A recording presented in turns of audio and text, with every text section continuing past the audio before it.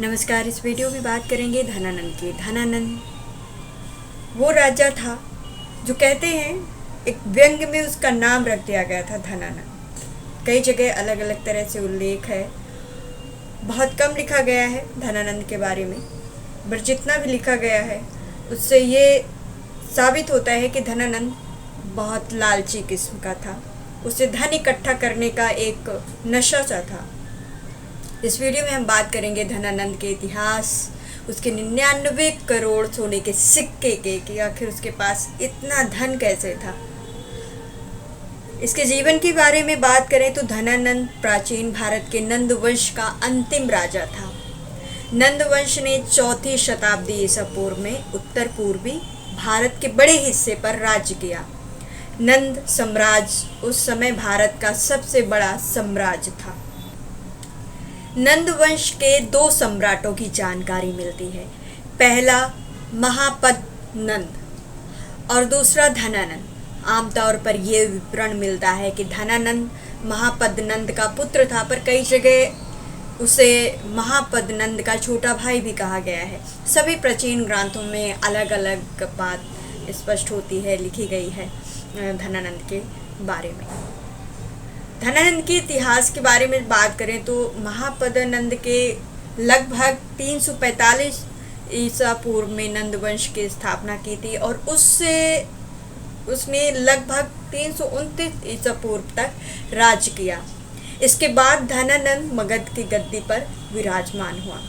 धनानंद का चरित्र के बारे में बहुत बातें की जाती हैं कि वो बहुत ही अय्याश टाइप का था, ऐसा कहा जाता है, कई जगह लिखा है। लगभग सभी ग्रंथों में ये मानते हैं कि धनानंद एक अत्याचारी, धन का लोभी, विलासी शासक था जो कि अपने राज्य की प्रजा के बीच अप्रिय था।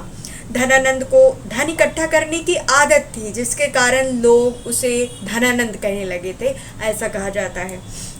धन इकट्ठा करने के लिए धनानंद ने अपनी प्रजा पर तरह तरह के टैक्स लगा रखे थे। यहाँ तक कि शमशान घाट में व्यक्ति का अंतिम संस्कार करने के लिए आवश्यक लकड़ियों पर भी टैक्स देना पड़ता था। उसके सैनिक लोगों से टैक्स वसूलने के लिए हर तरीका अपनाते थे टैक्स वसूलने के लिए।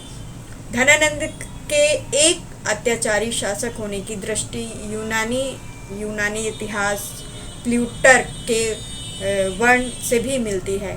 पुलटन लिखते हैं कि युवा चंद्रगुप्त एक बार सिकंदर के सामने पेश हुआ था और उसने धनानंद के घटियापन और प्रजा के बीच उसकी अप्रियता के बारे में बताया था। प्लूटर्क ने अपने वर्ण लगभग 2200 साल पहले लिखे हैं, इसीलिए उसकी इस बात को झुठलाया नहीं जा सकता है। मतलब इस तरह से उन्होंने लिखा। और धनानंद की 99 करोड़ सोने की जो मुद्राएं हैं उसके बारे में अलग अलग कथाएं हैं, अलग अलग तरीके से लेखकों ने लिखा है। तो कई जगह की कथा सारी श्रृंगार के अनुसार धनानंद के पास 99 करोड़ सोने की मुद्राएं थी, जिसे उसने गंगा नदी की तली में एक चट्टान खुदवा करके छिपा दिया था। भले इस बात को थोड़ा सा बढ़ा चढ़ा करके लिखा गया हो, पर फिर भी उसमें ये मानना होगा कि धनानंद के पास काफ़ी दौलत थी, क्योंकि उसका वर्णन तमिल की एक प्राचीन कविता में भी मिलता है। कविता में वर्णन है कि पहले वो पाटलिपुत्र में संचालित हुए, फिर गंगा की बाढ़ में छिप गई। मतलब उसका अर्थ है कि उसने अपने धन को, अपने जो सोने के सिक्के थे करोड़ों, वो खजाना जो था अपना, वो गंगा नदी के उसने चट्टान को नीचे दबा करके रखवाया था। धनानंद के नाम के बारे में बात करें तो धनानंद का ये नाम तो उसके धन के प्रति प्रेम के कारण पड़ा, पर शायद उस समय उसका असली नाम कुछ और था। यूनानी लेखकों ने वर्णन किया है कि सिकंदर के हमले के समय मगध का राजा अग्रमस अथवा जंड्रमस था। अग्रमस अथवा जंड्रमस को इतिहासकार धनानंद से ही जोड़कर देखते हैं, क्योंकि अग्रमस शब्द शायद संस्कृति के अग्रसैन शब्द का बिगड़ता हुआ रूप है। अग्रसैन शब्द का अर्थ होता है उग्रसेना का पुत्र। उग्रसेना महापद नंद का दूसरा नाम है। धनानंद शक्तिशाली था, उसकी सेना भी अच्छी थी। धनानंद को विरासत में एक विशाल राज्य मिला था, जो उसके पास एक बड़ी सेना होने का एक स्वाभाविक सी बात है। यवन इतिहासकार लिखते हैं कि धनानंद की सेना में 2 लाख पैदल सैनिक, 20,000 घोड़सवार और 2,000 रथ और 3,000 हाथी थे। नंदों की इतनी विशाल सेना के बारे में सुनकर भारत पर हमला करने आए सिकंदर के सैनिकों की नींद उड़ गई। उन्होंने पोरस से हुए भयानक युद्ध के बाद आगे बढ़ने से इनकार कर दिया, क्योंकि वो नंद की विशाल सेना से टक्कर लेने में असमर्थ थे, ऐसा भी कहा जाता है। धनानंद द्वारा चाणक्य का अपमान, सभी प्राचीन ग्रंथों में मानते हैं कि चाणक्य और नंदों के बीच खासी दुश्मनी थी। मुद्रा राक्षस नाटक से पता चलता है कि चाणक्य को धनानंद ने अपमानित कर राज्य के पद से हटा दिया था, जिसके कारण उन्होंने नंद साम्राज्य के विनाश की शपथ ली थी। हो सकता है कि धनानंद के मंत्रियों में एक पद आचार्य चाणक्य के पास भी हो और उन्होंने धनानंद की निरंकुशता का विरोध किया हो, जिसके कारण धनानंद ने उन्हें अपमानित करके पद से हटा दिया होगा, ऐसा भी हो सकता है। कई तरह से, कई जगह अलग अलग तरीके से लिखा गया है। अब धनानंद और चंद्रगुप्त के युद्ध के बारे में बात करें तो चाणक्य किसी ऐसे व्यक्ति की खोज में थे जो कि धनानंद जैसे अत्याचारी शासक को हटाकर सम्राट बनाने की योग्य हो सके। शीघ्र ही चंद्रगुप्त के रूप में उन्हें एक ऐसा व्यक्ति मिल गया। सिकंदर के जाने के बाद चंद्रगुप्त ने चाणक्य की सहायता से लगभग 324 ईसा पूर्व में नंद साम्राज्य के मध्य भाग पर आक्रमण किया, पर उन्हें करारी हार मिली। वो नंदों की सेना को कम आंक बैठे थे, पर शीघ्र ही उन्हें अपनी गलती का एहसास भी हो गया। चंद्रगुप्त और चाणक्य ने सबसे पहले नंद साम्राज्य के आसपास के क्षेत्रों को जीतना आरंभ किया।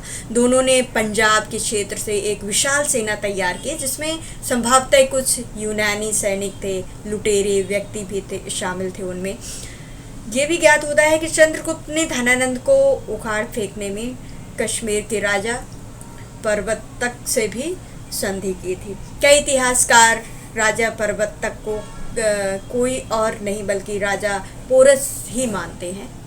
कई जगह ऐसा भी लिखा गया है। जब चाणक्य को लगा कि चंद्रगुप्त के पास इतनी सेना हो गई है, तो उसने धनानंद के विरुद्ध अभियान आरंभ करने का आदेश दिया। चंद्रगुप्त और धनानंद के बीच हुए युद्ध का कोई भी स्पष्ट विवरण नहीं मिलता है। कुछ इतिहासकार मानते हैं कि चंद्रगुप्त ने धनानंद को हराने के लिए छापामार पद्धति का उपयोग किया और पाटलिपुत्र को घेर कर धनानंद को मार डाला। इतिहासकार ये भी कहते हैं कि चंद्रगुप्त ने धनानंद को कई अलग अलग युद्धों में हराया होगा। ये कुछ क्लियर नहीं है। एक और बौद्ध ग्रंथ के अनुसार धनानंद और चंद्रगुप्त के बीच केवल एक युद्ध हुआ था, और ये युद्ध इतना विनाशकारी था कि आने वाले कई सालों तक इससे हुए हानि को पूरा नहीं किया जा सका। तो हर जगह अलग अलग तरीके से लिखा गया है इतिहास में। धनानंद के पुत्री और परिवार की बात करें तो अधिकांश प्राचीन अनुश्रुतियों में ये वर्णन मिलता है कि चंद्रगुप्त ने धनानंद का कत्ल कर दिया था, पर एक ग्रंथ के अनुसार चंद्रगुप्त से युद्ध हारने के बाद धनानंद ने अपनी एक पुत्री धुरंधरा की शादी चंद्रगुप्त से करवा दी और अपनी 2 पत्नियों और एक कन्या के साथ पाटलिपुत्र से बाहर चले जाने की अनुमति ले ली। साथ ही उतनी संपत्ति भी उसे अपने साथ ले जाने दी जितनी कि एक रथ में आ सकती थी। ज़्यादातर इतिहासकार मानते हैं कि चंद्रगुप्त और धनानंद के बीच अंतिम युद्ध 2321 ईसा पूर्व में हुआ और कुछ 315 ईसा पूर्व के आसपास के समय को सही ठहराते हैं। तो इस तरह से धनानंद के वो सोने के सिक्के, धनानंद एक बहुत ही लालची, बहुत ही क्रूर शासक था। इस तरह से इतिहास में उसे बहुत भोग विलास वाला था। इस तरह से उसे अलग अलग तरह से लिखा गया है, अलग अलग ग्रंथों में अलग अलग तरीके से लिखा गया है। उम्मीद करते हैं कि ये वीडियो आपको पसंद आएगा, और जो भी इसमें आपको सही या गलत कुछ लगता है तो आप कमेंट बॉक्स में ज़रूर कमेंट करिएगा और सजेस्ट करिएगा। अगर ये स्टोरी सही नहीं है तो बिल्कुल आप अपनी राय भी दे सकते हैं।